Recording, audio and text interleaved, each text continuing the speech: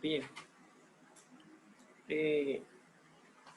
Entonces, tener la capacidad, digamos, de análisis, de dar, de frente a los problemas, dar la respuesta adecuada, pues es situarnos como filósofos autorizados en esta materia, ¿no?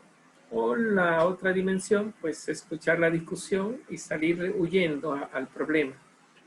O comenzar a establecer una discusión de orden sofístico en la cual el imperio de que yo sé y hay que entender lo que yo sé y tú tienes que callarte porque aquí el filósofo soy yo y tú no sabes de lo que está hablando, que al final no explica nada, sino que lo que hace es que maltrata o querer convencer con la fuerza del vociferar, del hablar duro.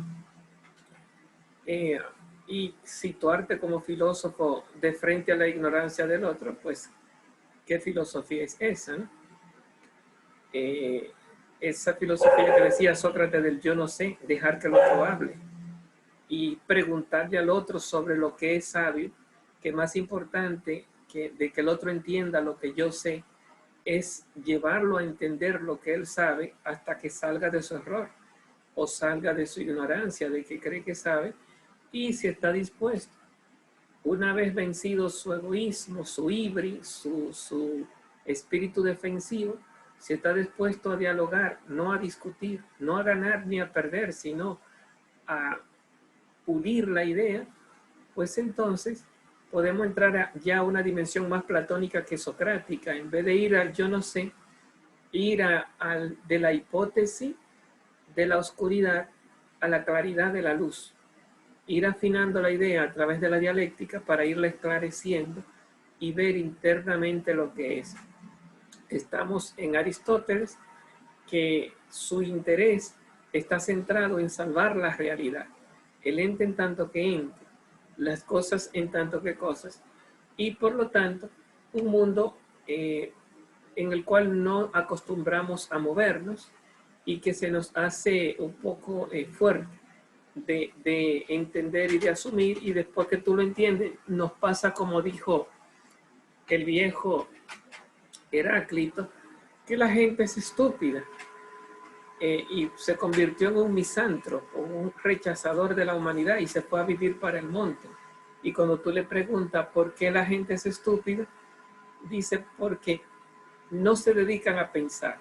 Y cuando alguno logra ver por la fuerza del pensamiento lo que es el lenguaje de la naturaleza, dice, rápidamente lo abandona para seguir con los chismes de las vecinas y con el consejo de los poetas callejeros. O sea, que no es fácil mantenerse en la filosofía. No es fácil, dice Aristóteles, que es como la luz del sol, que cuando dice Platón que sale de la caverna a la oscuridad, es como la luz del sol, que no se resiste. Entonces muchas veces uno vuelve a su cueva. Uno está más acostumbrado al mundo de la ignorancia. Allí vivir en el nido, dice Anthony de Melo. Volvemos al nido, volvemos al mundo de la rapiña, de la envidia, de la guerra, y salimos del mundo de la paz, de la reflexión, de la profundidad. Esto tiene su costo, claro, tiene su precio. Hay que dedicarse. La filosofía es una dedicación. No es una información, es una formación, es una forma de vida. Reflexionar en lo profundo de las palabras, del lenguaje, escudriñar el decir de los demás y llevar al otro a los niveles más profundos. Ir de la superficialidad del decir a la profundidad del decir. Bueno, entonces estamos en los núcleos de lo que se llama del pensar filosófico, que es la metafísica y el cómo la aborda Aristóteles. Cuando hablamos, por ejemplo, de la esencia, yo estaba pensando ahorita que tú puedes tirarme una contraria. Si tú me dices, por ejemplo, el niño le pregunta a la mamá, ¿qué es eso? Y la madre le dice, un gato. le da un nombre, no le ha dado una, no le ha dado una noción filosófica. Claro, el niño tampoco ha preguntado por una noción filosófica. El niño no ha preguntado, mami, explícame el ser en tanto que ser en el gato. O sea, el niño no es filósofo. El niño pregunta, mami, ¿qué es eso? Y recibe una explicación de nivel vulgar y que es humana y es aceptable. Es un gato. Hay que empezar, como dice Aristóteles, por lo más fácil. Ahora bien, si el niño quiere profundizar y le pregunta a mami, ¿y qué hace? ¿Y qué es eso? Y la mami dice, bueno, mira, un gato es un animal doméstico, la gente lo utiliza como mascota, lo utiliza en su casa para defenderse de los gatos, también lo utiliza como decoración, hay gatos que se utilizan para decoración. Y entonces la madre le da un conjunto de conceptos y podemos llegar a un conflicto interesante. ¿Se puede entender un gato sin los conceptos de animal doméstico que maulla, por ejemplo, que come ratones? Entonces, ahí tú has dado unos ingredientes que son propios de todos los gatos y que si tú se lo quitas al gato, posiblemente le quite lo que tienen de gateidad. Entonces parecería ser que si no hablamos de la felinidad, de la domesticidad, de ¿cómo se llama? El gato es un animal que come ratones o animales más pequeños.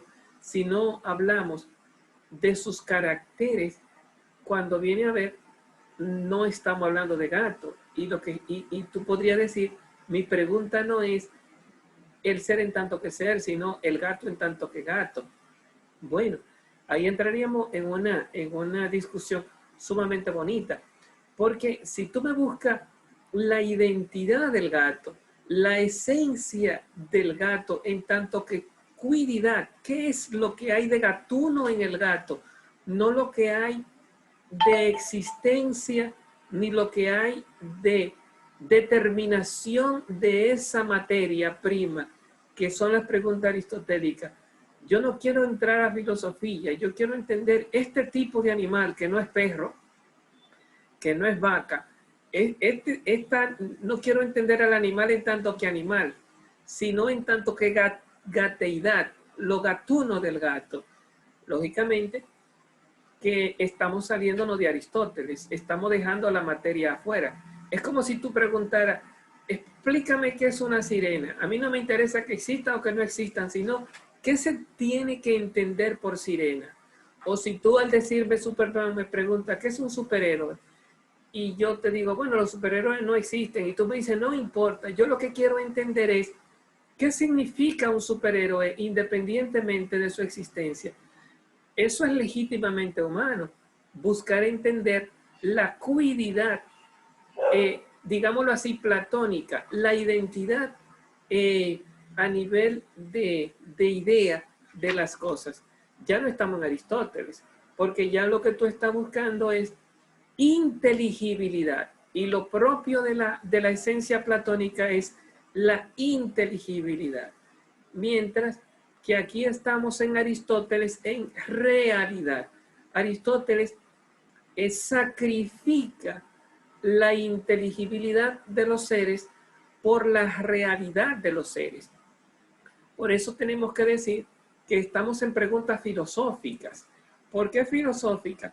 Porque así como el químico, si te responde químicamente qué es un café, se va a ir a fenómenos químicos,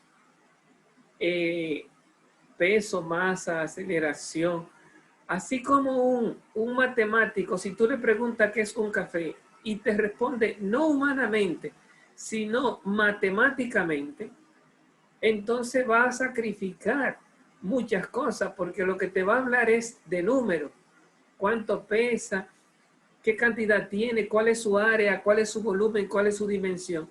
Pues así la filosofía realista, aristotélica y tomística, cuando lo que está buscando salvar de frente a las definiciones, de frente a los seres, cuando utiliza la palabra esencia y la palabra existencia y la palabra sustancia, lo que está buscando salvar es la realidad, la sustancialidad, la esencialidad.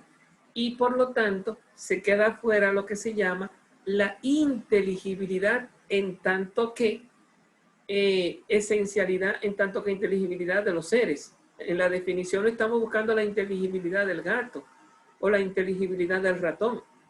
Estamos buscando la realidad y, digámoslo así, lo inteligible de esa realidad, no lo inteligible de esa gateidad, sino de la realidad del gato, que antes que ser gato es animal existente, sustantivo y esencial, independientemente de que sea gato.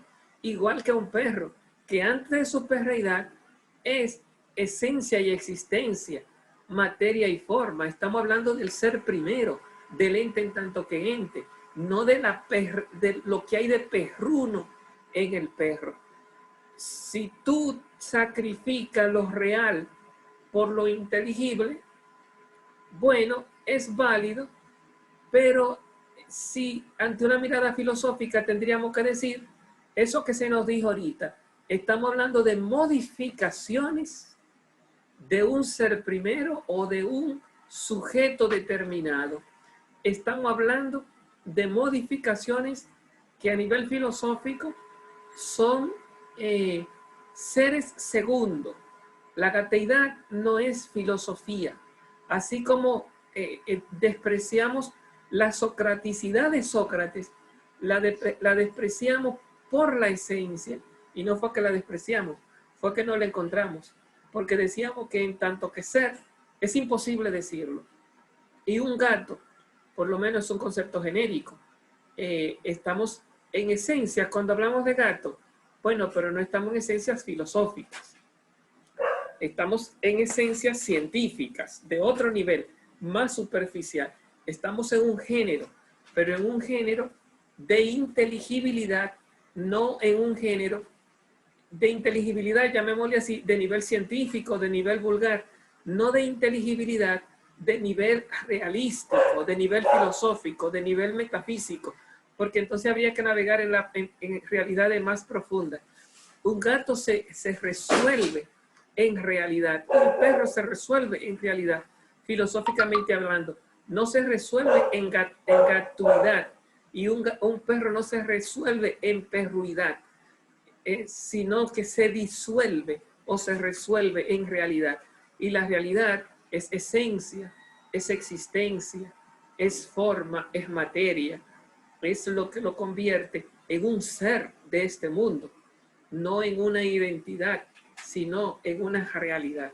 Bueno, o en la identidad de la realidad, la esencia en tanto que determinante de la materia, no en tanto las modificaciones que explican, el conjunto de atributos que explican un género o un nombre, ¿no? Es apropiado decir que un gato es un animal doméstico, así como Sócrates mi amigo, Sócrates filósofo, son cosas apropiadas, pero hay que saber que no es como el matemático habla de números, el filósofo habla de ser. No estamos hablando de ser. Estamos en un lenguaje más superficial, en un lenguaje más vulgar. ¿Y qué tiene el lenguaje superficial y el lenguaje vulgar, a diferencia del lenguaje filosófico? Bueno, la misma diferencia que hay entre el lenguaje matemático y el lenguaje vulgar. En el lenguaje vulgar entran todos los lenguajes, el filosófico, el químico, el físico, el sociológico, el geográfico, y entran de manera superficial y de manera ligada. Eso es muy propio de lo que se llama el lenguaje vulgar o el lenguaje cotidiano, que la ausencia de precisión y de profundidad se navega en la diversidad, por lo tanto no hay precisión, y en esa diversidad, cuando tú anclas en una idea, no la precisa ni la profundiza, sino que la deja de forma imprecisa y por lo tanto vaga y superficial. por lo tanto no profunda, te conforma con niveles prácticos de la vida cotidiana, te conforma con niveles de funcionalidad del lenguaje. Entonces, Mateo Andrés establece en el hombre como pensador, tiene una reflexión muy exquisita sobre los niveles de profundidad de la filosofía. Hay que romper, hay que ir más allá de la superficialidad, hay que ir más allá de la vaguedad para entrar en lo que se llama las dimensiones profundas, y eso tiene su costo.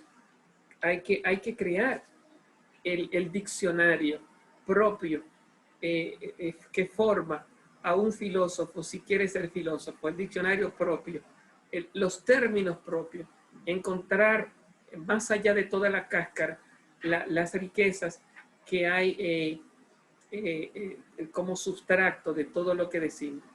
Bueno, entonces, volviendo al texto, estábamos en la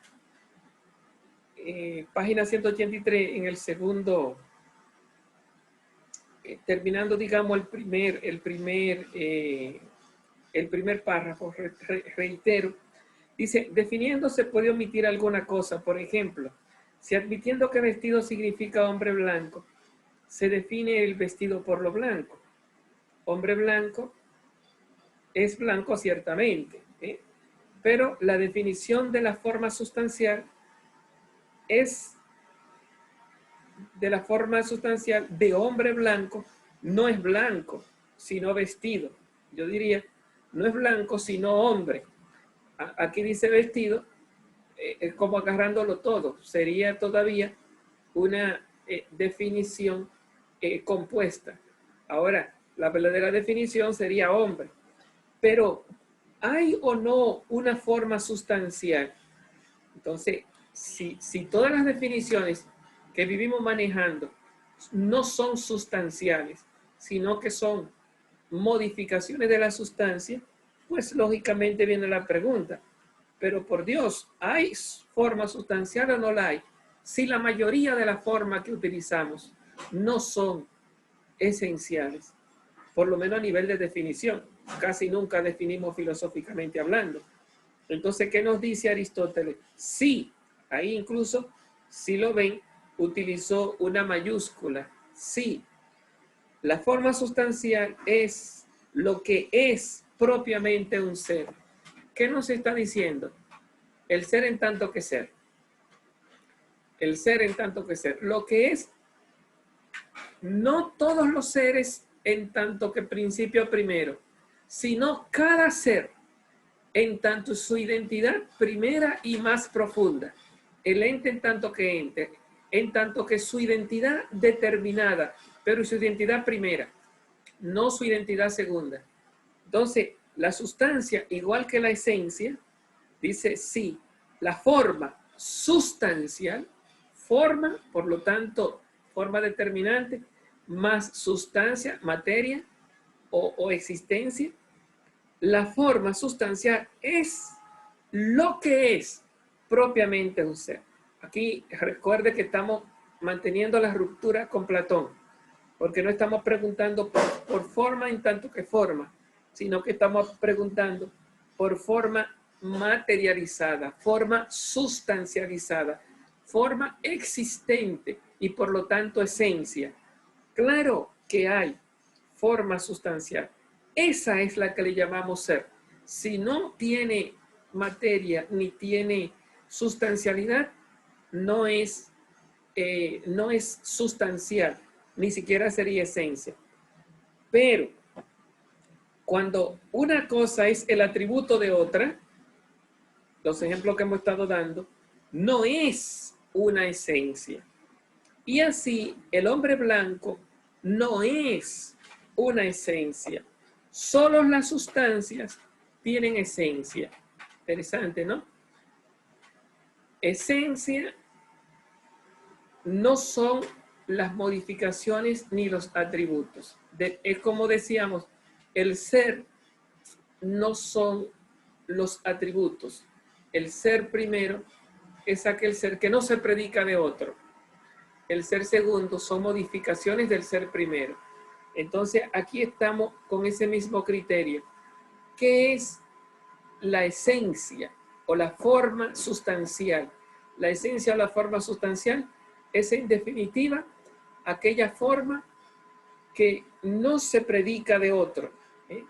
Dice, no es atributo, no se le atribuye a otro ser primero, sino que es el ser primero. Ser determinado, claro, no indeterminado. Sujeto determinado o sustancia con su forma. Entonces, el ser primero es aquel que no es atributo de otra cosa. Es el ser en tanto que ser, no modificación y por lo tanto receptor de toda atribución. Y así el hombre blanco no es una esencia, solo la sustancia tiene una esencia. O sea, es como si te dijera, no le llame esencia a la domesticidad del gato. Ah, pero que el gato no es gato sin la domesticidad. Pero no estamos hablando de esencia primera, estamos hablando de una modificación de una esencia primera. Ah, pero los perros son animales mamíferos y que ladran. Tienes razón, pero no le llame esencia a la mamiferidad del perro ni al ladrido del perro. ¿Por qué no? Porque estamos hablando de atributos de una esencia primera. ¿Qué es la esencia primera en el perro? Lo que tiene de animal. No estamos hablando no estamos desenmarañando, descifrando la esencia primera, la materia con su forma. Estamos en las modificaciones de esa esencia primera. Por lo tanto, no me le llame esencia. ¿Y cómo le vamos a llamar? Llámale definición. Y si le llama esencia, pone un apellido, esencia científica.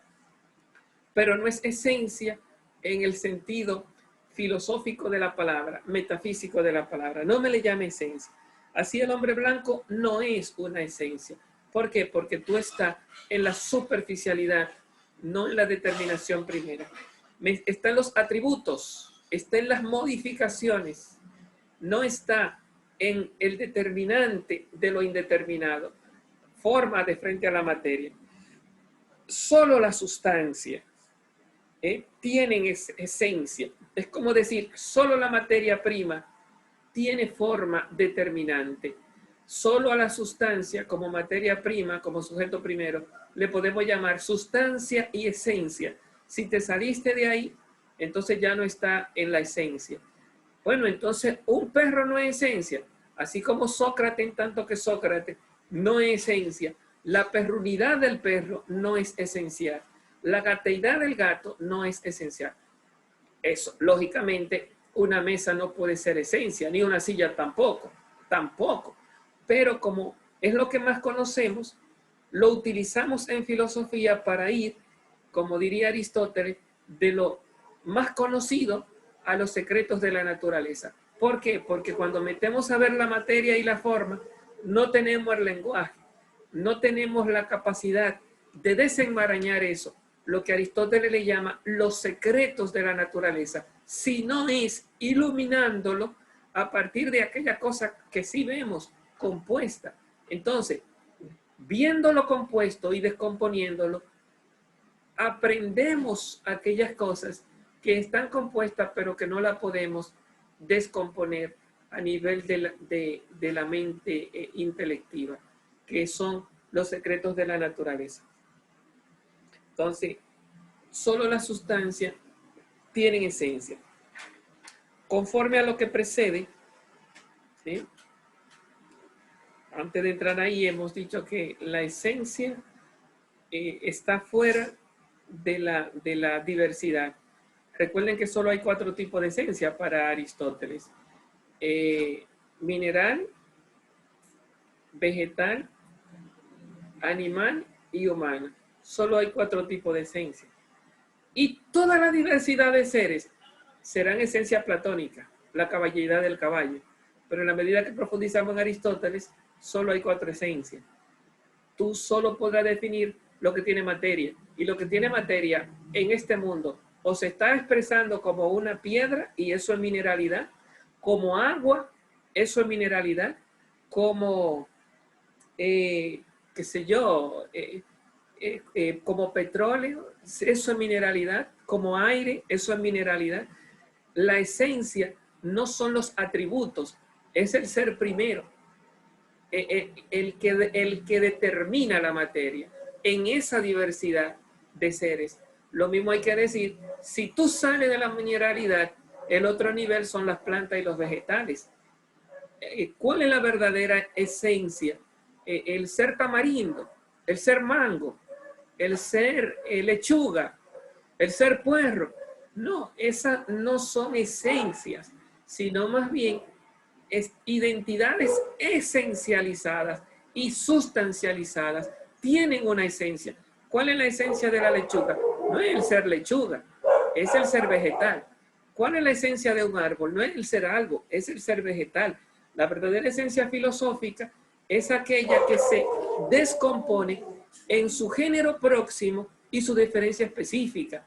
Dígase, por ejemplo, en el caso del tamarindo, no la tamarindeidad del árbol, sino el ser un ser vivo. Más concretamente, el ser un mineral viviente, o sea, tiene las perfecciones de la mineralidad más la especificidad de la vida que me lo construye en una especie llamada la especie vegetal, donde entran todas las plantas. En ese sentido nos damos cuenta que la filosofía es universal, me abarca todos los seres de la existencia. Entonces, perro no es esencia, tiene su esencia, pero no es la perreidad. Gato no es esencia, tiene su esencia, pero no es la gateidad. Entonces, en los seres humanos, el ser dominicano, francés, eso ya nuestra mente lo despide como esencia por el solo hecho de oírlo, ¿verdad? Ahora, decir el ser hombre, ahí entraría la mujer, en tanto que la mujer es animal racional, entraría el niño, en tanto que el niño es animal racional. Animal porque tiene todas las perfecciones anteriores, mineral, vegetal, animal, vida sensitiva, y además tiene la racionalidad, tanto el niño como la mujer, como el hombre, todos entran con la palabrita hombre, porque aquí hombre no significa ser masculino, aquí hombre significa tener la animalidad como perfección, más el pensamiento como perfección de esas notas inferiores, de tal manera que si un mono hablara y pensara como los hombres, ya cayera en la categoría de hombre. ¿Por qué? Porque sería un animal racional. En ese sentido, animal racional es un nivel de perfección de la naturaleza, no una diferencia formal, platónica, cuiditativa, platónica, sino sustantiva, a nivel de los niveles de perfección de la materia y de los extractos de formas perfectibles de esa materia que se van dando en la realidad. Bien, entonces, bueno, como decía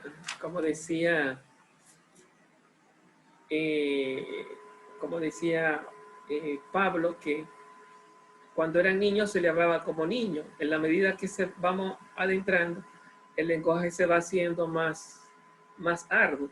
Claro que no podemos hablarle así a la gente, ante cualquier persona que no discuta, porque no entienden, aún hablándole, como dice Jesús, de la cosa de abajo. ¿Cómo no van a entender si utilizamos el lenguaje duro? Pero bueno, por lo menos nosotros tenemos que estar claros y no estar perdidos.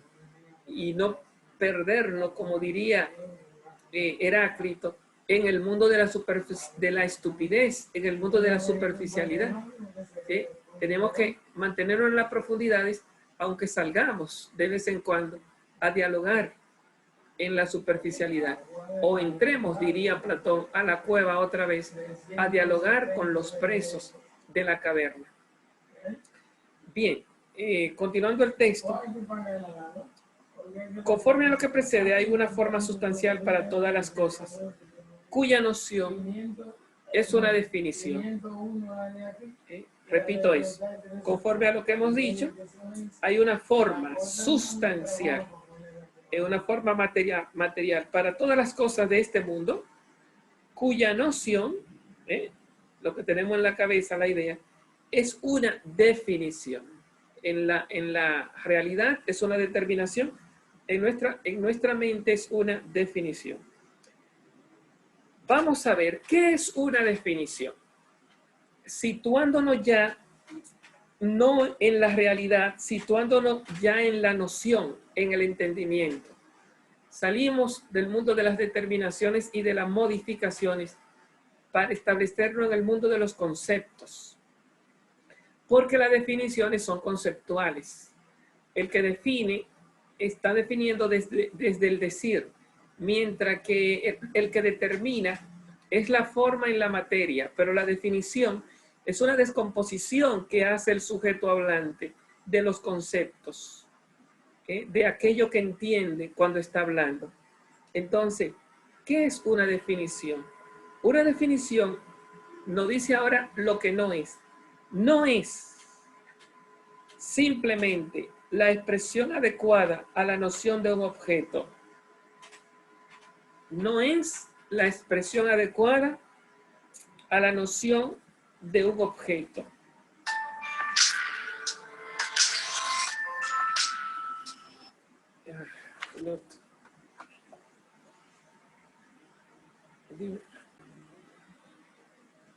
Estamos con el concepto de no, la definición no es simplemente la expresión. Cuando decimos de expresión, estamos hablando de verbo. Expresión es lingüística, el decir. No es expresión adecuada a que a la noción. Cuando hablamos de noción, estamos hablando de ideas, de conceptos. Expresión adecuada a la noción de qué, de un objeto. Cuando hablamos de objeto, estamos hablando de realidad, de cosas. Cosas que están de frente al conocedor. Entonces ahí hay tres elementos. Las cosas como objeto. Los conceptos como nociones y el lenguaje como expresión. Entonces aquí lo que se nos está hablando es de verdad, ¿no? No es simplemente decir la verdad. No es simplemente tener que lo que yo digo está de acuerdo con los hechos. Por ejemplo, si yo digo que esto que yo tengo en la mano es un bolígrafo, eso es una expresión adecuada. La palabra bolígrafo es una expresión en mi verbo adecuada a la noción, lo que yo pienso cuando digo bolígrafo, de este objeto que yo tengo en la mano. No basta que yo diga que esto es un bolígrafo para que ya esté definiendo una determinación, como que lo que hay de bolígrafo en este objeto es su esencia filosófica. La boligrafeidad de este objeto no es su esencia, no es su determinación filosófica, no es su esencia.